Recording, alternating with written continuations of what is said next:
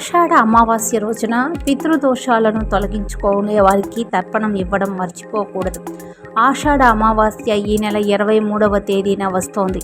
ఈ రోజున బ్రహ్మ ముహూర్తంలో నిద్రలేచి స్నానమాచరించి వినాయకుడిని పూజించి ఆపై విష్ణుమూర్తిని శివుడిని పూజించడం ద్వారా సర్వ శుభాలు చేకూరుతాయి. ఈ రోజున పసుపు రంగు పుష్పాలను స్వామికి సమర్పించడం ఉత్తమం.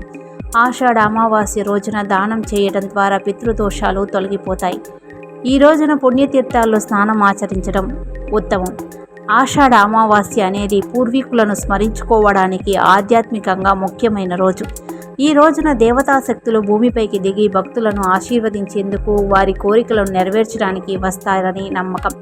ఈ రోజున పూర్వీకులకు ప్రార్థనలు తర్పణం చేయడం వల్ల వారు మోక్షాన్ని పొందగలుగుతారు. తద్వారా వారి ఆశీర్వాదం మనకు లభిస్తుంది. ఈ రోజున పూర్వీకుల ఆత్మలు మీ నైవేద్యాలు పితృతర్పణం ద్వారా సులభంగా అంగీకరిస్తాయి. ఆషాఢ మాసంలో సూర్యుడు దక్షిణం వైపు తన ప్రయాణాన్ని ప్రారంభిస్తాడని విశ్వాసం. కాబట్టి ఈ నెలలో వచ్చే అమావాస్య ఈ కాలంలో మొదటి అమావాస్య రోజు. కాబట్టి తర్పణ కర్మలు నిర్వహించడానికి ఇది అత్యంత శక్తివంతమైన రోజుగా పరిగణింపబడుతుంది. అలాగే ఏపీలో ఆషాఢ అమావాస్యను చుక్కల అమావాస్య అని పిలుస్తారు. ఇది తెలుగు ప్రజలకు చాలా పవిత్రమైన రోజు. ఈ రోజున దీపావళి పండుగ లాగానే ఇంటి చుట్టూ మట్టి దీపాలు వెలిగిస్తారు. ఈ రాత్రి పూర్వీకులు భూమిపైకి వస్తారని చెప్తారు. కాబట్టి వారి ప్రయాణానికి కాంతి అవసరం. అంతేకాకుండా శ్రావణ మాసం ప్రారంభమయ్యే ముందు ఇంట్లో దీపాలు వెలిగించడం వల్ల ఇంట్లో ఉన్న ప్రతికూల శక్తి అనేది తొలగిపోతుంది.